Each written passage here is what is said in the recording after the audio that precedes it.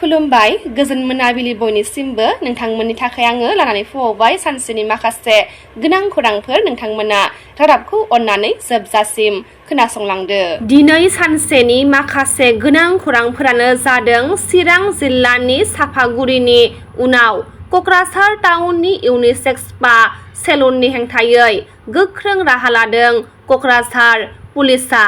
क'क्राझार टाउननि R&B र'डआव थानाय relax इउनिसेक्स पार्लाराव रयेल spa सेलुनाव समाज बेरेखा खामानि सोलिनायनि हेंथायै क'क्राझार पुलिसआ राहा लादों। क'क्राझार पुलिसआ बे पार्लारफोराव हाबनानै 7 आइजो आरो 3 हौवा मानसिखौ हमनो हादों होनना खौरां मोननाय जादों। BTRनि लाइमोनफोरनि थाखाय मोनसे गोजोनथाव खौरां। जेबो जेंना नुजाथियाब्ला 1 दाननि गेजेराव 3rd ग्रेड, 4th ग्रेड आरो 1000 फोरोंगिरिफोरनि साख्रिनि थिसनथाइलाइखौ होगोन होनना प्रमद बर' बिथाङा बुंथिनायखौ नुनो मोननाय जादों। सोरखारि मावख'आव सासे बुरै आइजोखौ बुनायनि अजद दैखांदों।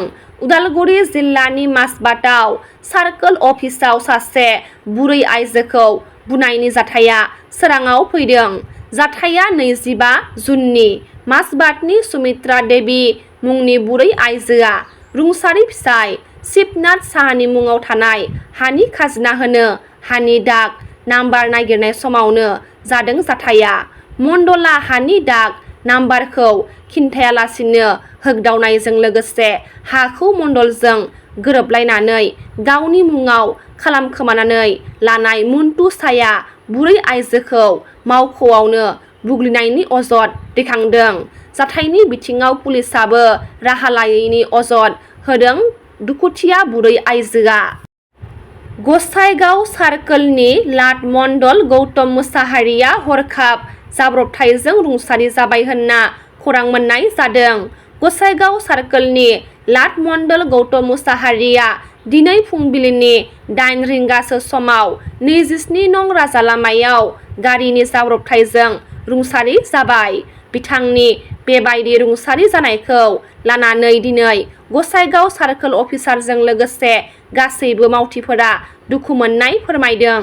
गावनि AS16F7194 नाम्बारनि बाइकजों डिउटियाव थांबाय थानाय समावनो 27 नं राजा लामायाव TS07UE9898 ट्राकजों सौग्रावनानै जायगायावनो रुंसारि जायो होनना मिथिनो मोन्दों।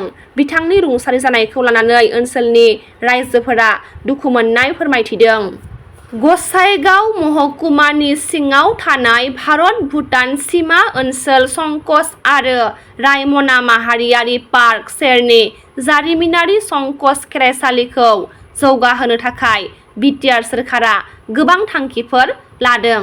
बेनि बिदिन्थि महरै दिनै BTRनि गाहाय मावफुं सोद्रोमा प्रमद बर' बिथाङा गंसे हनुमाननि मन्दिर आरो गंसे गणेशनि मन्दिर लुफुंनो थाखाय अन्थाइ खाम्फाखौ गायसननानै होयो। बेजों लोगोसे BTR सोरखारनि मददजों गंसे रायजोआरि न'ब्लां लुफुंनायखौ दिनै लकसभानि MP जयन्त बसुमतारी बिथाङा बेखेवनानै होदों। सालाकाथि दख'रा एबसुआ गुन गोनां सोलोंथाइ जांख्रिखांनाय मावथांखि बायदियै बेसेन नाङै गोलोम बोथोरनि फोरोंथाइ मावबादा बेखेवदों। सालाकाथि दख'रा एबसुनि बानजायनायाव गुन गोनां सोलोंथाइ जांख्रिखांनाय मावथांखि बायदियै बेसेन नाङै गोलोम बोथोरनि फोरोंथाइ मावबादाया सालाकाथि गोजौ फरायसालियाव थाखो 9 आरो थाखो 10 नि थाखाय आयदा फारियै गोरलै सानखान्थि, गोरलै बिगियान आरो इंराजि रावखान्थि आयदाफोरखौ फोरोंथाइ होनाया दिनैनिफ्राय 15 साननि थाखाय जागायजेनबाय। हाबाफारियाव क'क्राझार जिल्ला एबसुनि मानिजाथाव लोगो आफादगिरि मुस्रि खाम्फा बसुमतारी बिथाङा बाहागो लानानै फरायसाफोरनि गेजेराव गोसो थुलुंगाथावना बिबुंथि लाखिनानै हाबाफारिखौ बेखेवनानै होदों।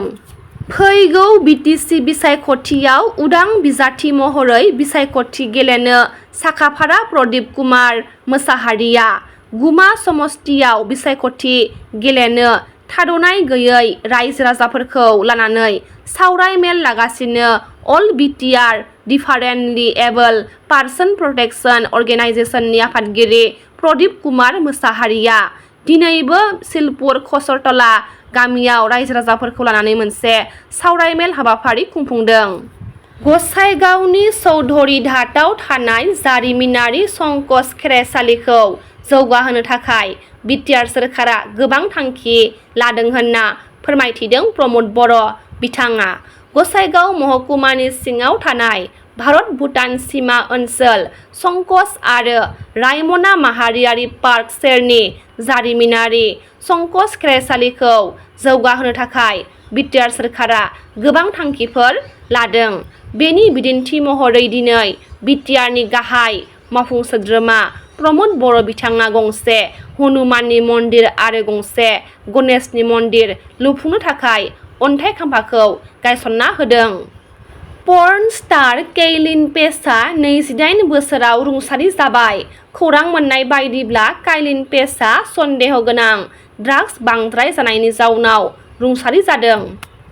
दिनै सानसेनि रादाब फरायथिनाया एसेनोसै। गाबोन फिन गोदान रादाब लाना लोगो मोनगोन। नोंथांमोना रादाबखौ जोबजासिम खोनासंबायब्ला अन्नानै लाइक, शेयार, कमेन्ट लोगोसे साबस्क्राइब खालामनानै होदो। गोजोन्थों।